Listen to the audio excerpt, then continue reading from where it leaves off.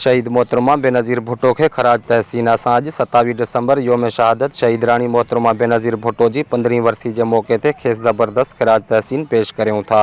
असां हिन मौके ते पीपी को चेयरमैन आसिफ अली ज़रदारी और चेयरमैन बिलावल भुट्टो ज़रदारी मोयाल टालपुर पार्टी अगवान सरदार मोहम्मद बख्श खान महर आगा सिराज खान दुरानी मीर बाबल खान भयो मीर आबिद हुसैन खान भयो के सलाम पेश करूँ था। जन हमेशा मोहतरम शहीद जे नक्श कदम ते हलंदे आवाम की खिदमत कई है। तालका सीनियर नायब सदर वडेरो बिलावल खान महर।